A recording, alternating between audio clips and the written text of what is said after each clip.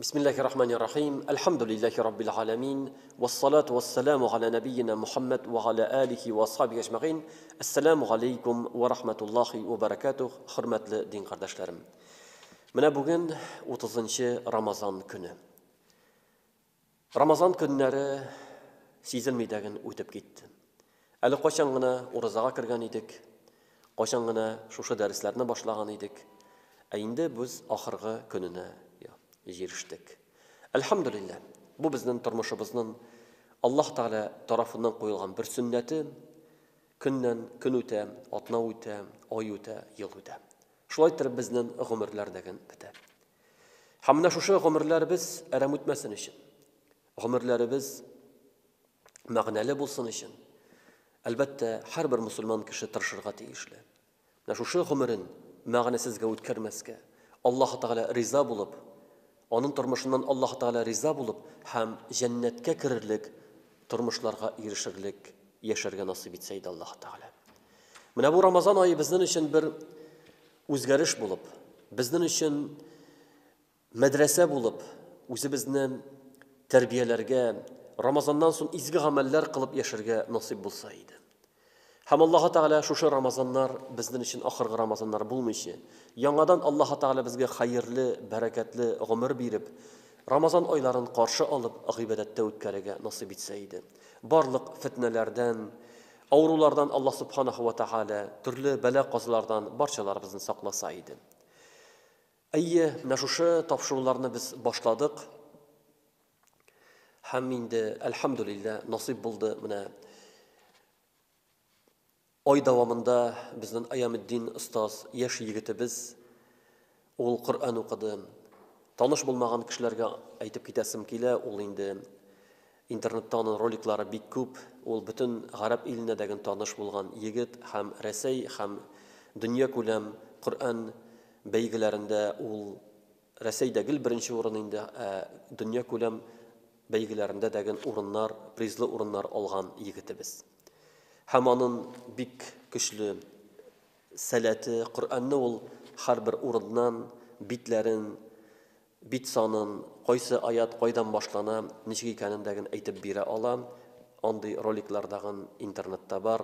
Hem ol Allah Teala tarafından ol yigitke berilgen bir nimet. Yani kişi tırışlık bilen irişe alan. Hem indi şulay yok bizden ustazlarımızdan Kur'an okudular. 3 gün sayın Kur'an'ı hatim kıldılar. Mine kişe 2 günde Kur'an'ı okup çıktılar.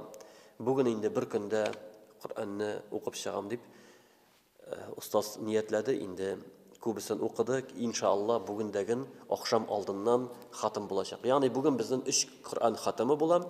Birisi mine buldu. İli aldığından buldu. Birisi benim deristen son İdris Ustaz okuğu, ol hatim kılacak Allah birse, Allah Teala nasip etse. Anları akşam aldığından İbrahim Ustaz'ın dağın hatimi bulacak. Allah Teala kabul etsin. Hem biz indi şul hatimlerde dua kılabız. Allah Teala bizim dualarımızı kabullardan kılsaydı. Hem indi kilesi dersler turunda dağın aytıp gitem. Allah nasip etse biz şuşu yana türlü online yaki şuşu YouTube kanalları aşa din derslerin öğreni usulların öğrenip barabız bitindi. Allah nasip etse Ramazan ayı bütü bilen inşallah atnağa bir tapqır bulsa dağın inşallah dini derslerimizni koyurga tırışırız. Allah Teala tevfik versin, yardım versin. Hem indi şuşu işlegen işlerimiz bir Allah rizalığı için bulup kıyamet gününde şunun ecir savaplarına erişirge nasip bulsaydı. Hem indi bugün bizim bitinde derslerimiz kıska surelerge tefsir biru idi.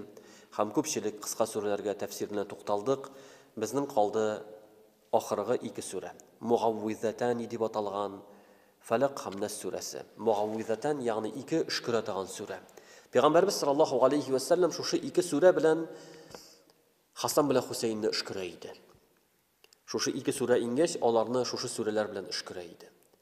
Hatta özündəgin işkirəydi. Yıqlar aldından Qul Huvallah, Falaq, Nas surələrini oqub, yani Qul Huvallah surəsini, Falaq, Nas surələrini oqub, quluna ürüb, bütün tənin bütün кулы кайда җитә, bütün тәне шулай итеп ышкып чыга иде. Өчәр тапкыр шулай эшли иде Пәйгамбәрбез саллаллаху алейхи ва саллям. Һәрбер йокы алдыннан. Бу сүннәт гамәл булып тора. Шулай ук Пәйгамбәрбез саллаллаху алейхи ва саллям сахабаларга киңәш итте. Сакланыр өчен намаз сайын, намаз артыннан Кул хуалла фалакны сүрәләрен укырга. Яки фалак һәм нас сүрәләрен укырга. Иртәнге намаздан соң һәм ахшам намазыннан соң өчәр тапкыр укырга киңәш итә иде. Yani biz Ayet-ül Kürsi'ni okuyuz bit. Şul Ayet-ül Kürsi bilen birge Kul huvallah falaq nas surelerini okudağın sünnet amel bulup tura. Onlarını oku hayırlı, ham Allah Teala onun bilen türlü belelerden, şeytanlardan, sihirden, ham başka türlü yamanlıktan saklay. Çünkü bu falaq ham nas sureleri şuşu saklanu sureleri. Allah Teala saklay күренмәгән әйбердән. Менә бу хәзер без санап китербез, кешегә күренми торган зарарлардан саклана. Чөнки кеше зарарны күрсә әйләнеп үтә ала, ул аны туктата ала, ләкин күренмәгәндә ул аңар хәтәр. Менә шушы Аллаһ Тәгалә белеп тора. Аллаһ Тәгалә белеп тора. Һәм Аллаһ Тәгалә безгә сыгынырга күрсәтә, өйрәтә. Ничек итеп без Аллаһка сыгынабыз икән, шушы сүрәләрне укып, Аллаһ Тәгалә саклаячак. Шуңа күрә менә шушы ике сүрәнең мәгънәсенә тукталыйк. Һәм аның инде иңү сәбәпләре турында килгәндә, Пәйгамбәрбез саллаллаху алейхи ва саллям сихрләнә. Бер яһуди кешесе Пәйгамбәрбезне сихрлый һәм 6 ай дәвамында Пәйгамбәрбез, ягъни шундый начар хис итә. Ләкин ул аның пәйгамбәрлегенә зыян китерми, ягъни ул кеше буларак яши, ләкин менә шушы тәэсир итә, авыру шикеллерәк була инде.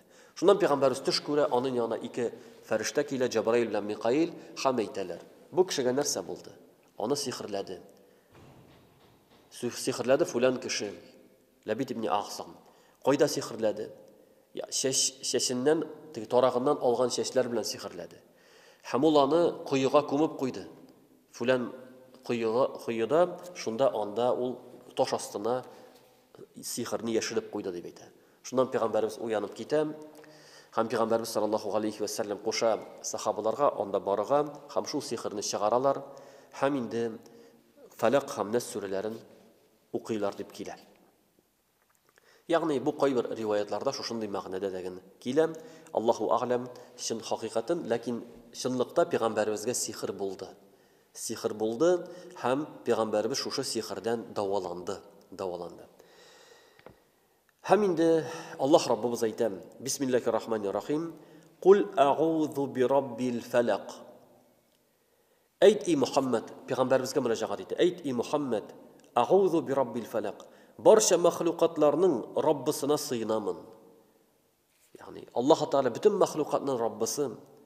Ягъни Аллаһның китабына ышанып, ва гыйбадәтеннән мәшгуль кыла торган нәрсәләрдән качып, аңа гына буйсынамын. Ягъни сыйыну дигән сүз, а'удhu дигән сүз, гарәпләрдә ул ярдәмгә мохтаҗлык күрсәтү.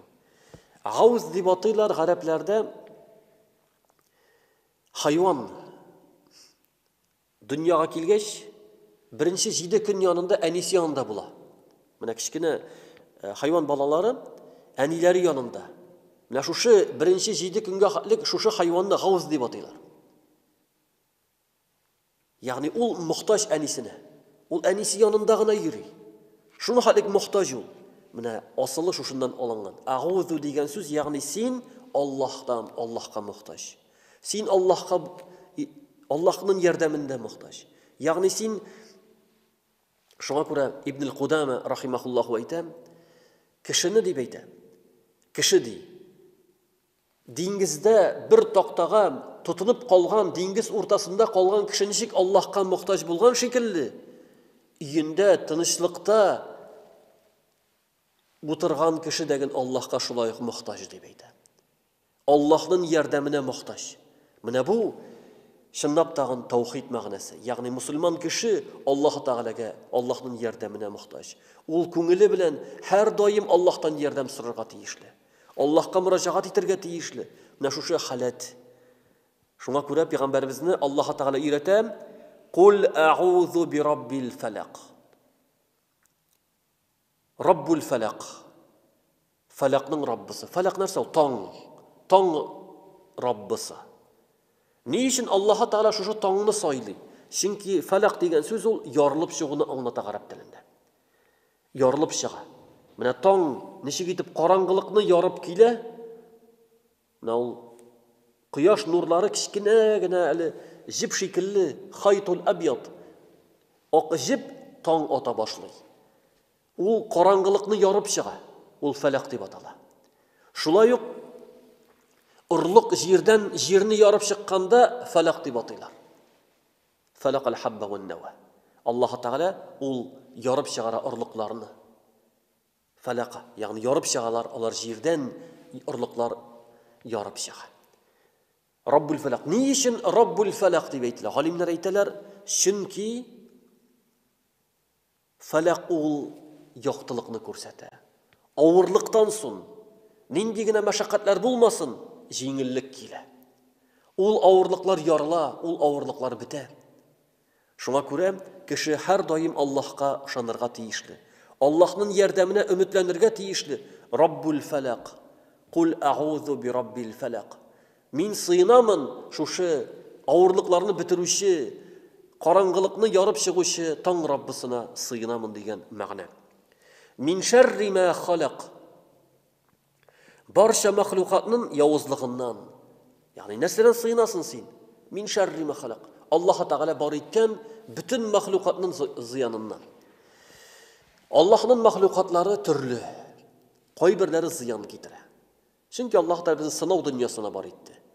Сыналу ул рәхәтлек белән генә булмый, авырлык белән дә сынала. Шуңа күрә Аллаһ Таала кайбер әйберләрне зарарлы итте. Кайбер үсемлекләр зарарлы, кайбер хайваннар, йырткыч хайваннар зыян китергә мөмкин. Бу Аллаһның хикмәте. Шуңа күрә галимнәр әйтәләр, Аллаһ Таала мәхлукатларны өч төрле максат белән бар итте диләр. Беренчесе, кеше файдалансын өчен. Кеше файдалансын өчен. Ягъни кеше, мәсәлән, сыерларны сава, кәҗәләрне сава, сөтен эчә, итен ашый, атка утырып йөри, диягә утырып йөри, файда күрә, файдалансын өчен. Икенчесе, сынар өчен диләр. Тышкан, кусы, тараканнар, ягъни төрле бөҗәкләр сыный Аллаһ Таала. Сыный төрле бөҗәкләр белән сыный. Төрле вируслар Аллаһны сынау өчен. Üçüncüsü гыйбрәт алыр өчен. Диңгездәге балыклар, диңгездәге анда кешенең кулы ирешми торган төрле мәгарәләрдәге булган, хикмәттәге булган, ягъни төрле җәнлекләр, төрле җан ияләре нинди генә дөнья юганда.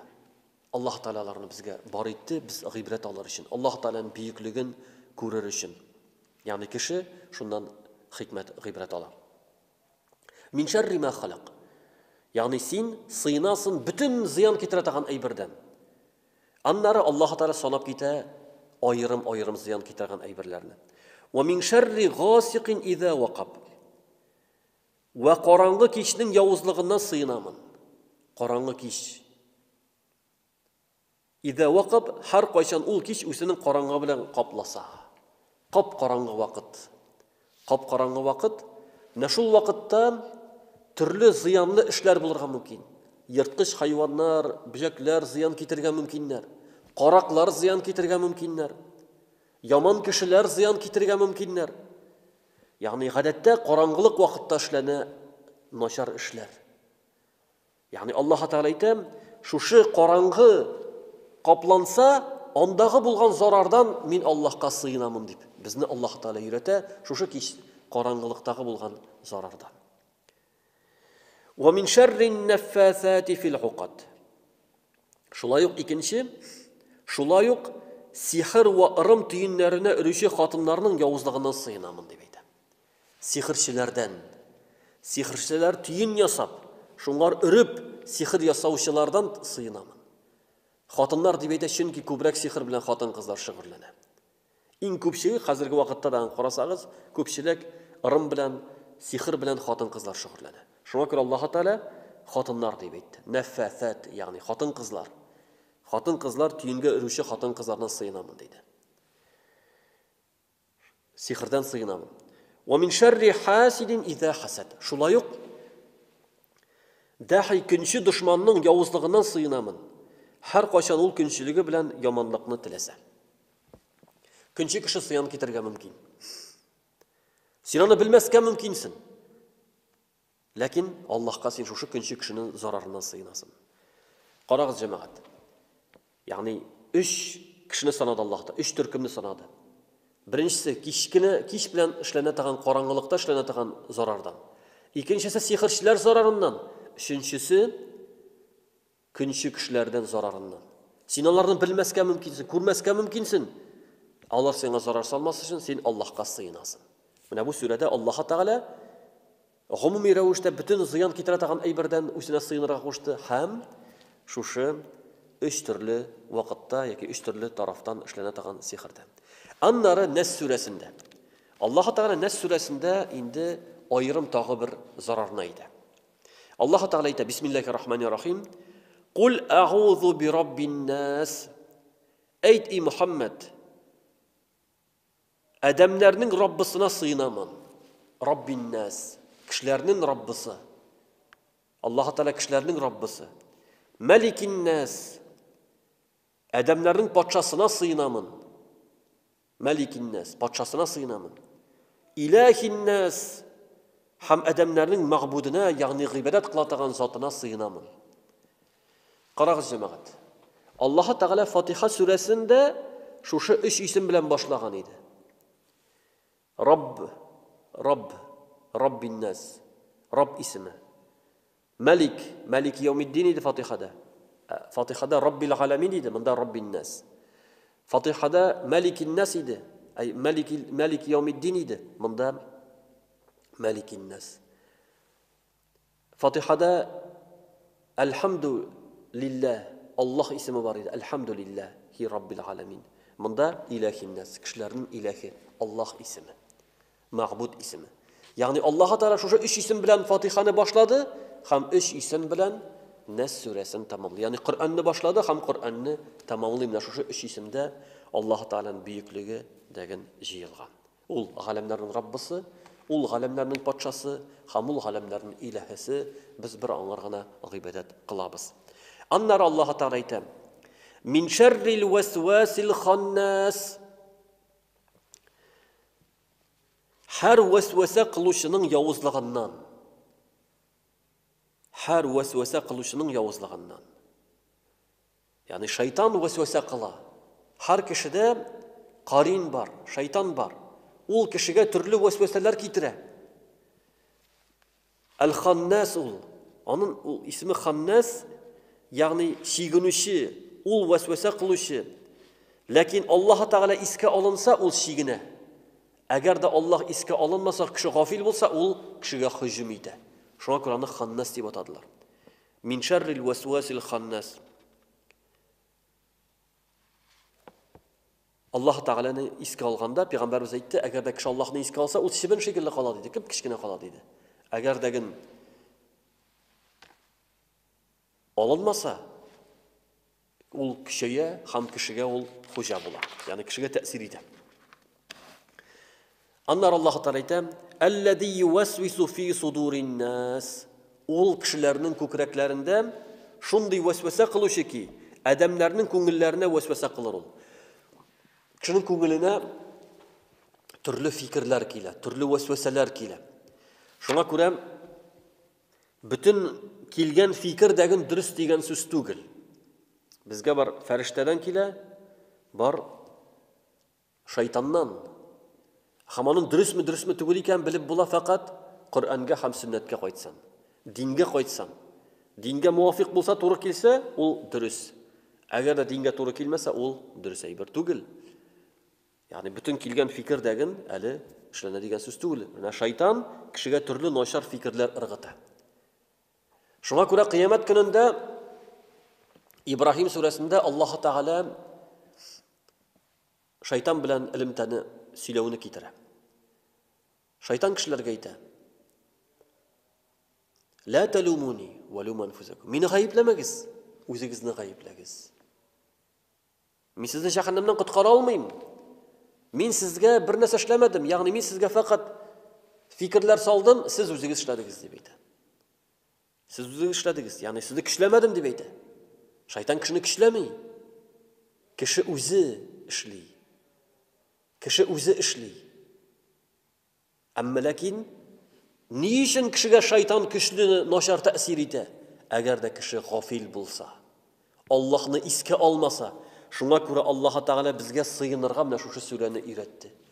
Qul a'udhu bi robbin nas, malikin nas, ilahin nas, min sharril waswasil khannas, alladhi yuwaswisu fi sudurin nas, minal jinnati wan nas. Ya'ni shu sura, sen shuni o'qib, shaytonning noshar vasvasalaridan qutulasan inshaalloh. Chunki u 6-oyatda Alloh taolo minal jinnati wan nas u ta'sir etadi. Jinlardan ham odamlardan deb aytadi. Ya'ni ikki turli fikr. Shayton ta'sir etadi kishilarga ham jinlarga da ta'sir etishiga mumkin. Bu bir fikr. Ikkinchi fikr u ta'sir etuvchi kishining ko'nglini ta'sir etuvchi bo'lirga mumkin. Jinlardan, shaytonlardan ham bo'lirga mumkin. Adamlar orasidan da. Ya'ni qo'y vaqtda yomon do'stlar, yomon iptashlar, ular shayton shekilli. Kishini yomonlikqa chaqira, yomonlikqa undi, turli noshar fikrlar nosharlikqa itargish bo'lib turadi. Ya'ni kishi o'zi ul aybirga boshida yetmagan bo'lar edi, lekin noshar kishilar nosharlikni ko'rsatib, kishini nosharlikqa o'rgatadilar. Ya'ni Alloh subhanahu va taolo bizga shulardan dag'an sig'inirga qo'shdi. Hamida payg'ambarimiz sallallohu alayhi va sallam albatta bizni o'rgatib qoldirdi, iptashlarni so'ylaganda kishining din qorag'iz deb aytdi. Kim onun iptashi deydi? Al-mar'u ala din khalilihi deb kelam. Kishi iptashining dinida deb aytilar. Shunga ko'ra biraringiz qorasin deb aytdi. Kim onun bilan iptashi deydi? Chunki noshar iptashlar albatta ta'sir etadi. Shunga ko'ra atiyani albatta bolalarning do'stlarini qorarga tegishli. Kimlar bilan ul oralasha, kimlar bilan ul kontaktlarda yoki sotsial shelterlarda kim bilan ul yozisha, kim onun do'stlari shuni qorarga kerak. Ya'ni noshar ta'sir biz hozirgi zamonda dag'in sezamiz, ko'ramiz. Mana shu kontakt oshad turli bolalarni nosharlikqa o'rgatib desinmi, turli buzuqlik amallar qilirga o'rgatirga desinmi? Albatta kishilar orasidan dag'an shunday shayton sifatini, shayton amalini qiluvchi kishilar degan bor. Barchalarimizni Alloh subhanahu va taolo saqlasa edi. Ham hurmatli din qardoshlarim, mana biz shu ikki surada ko'ramiz.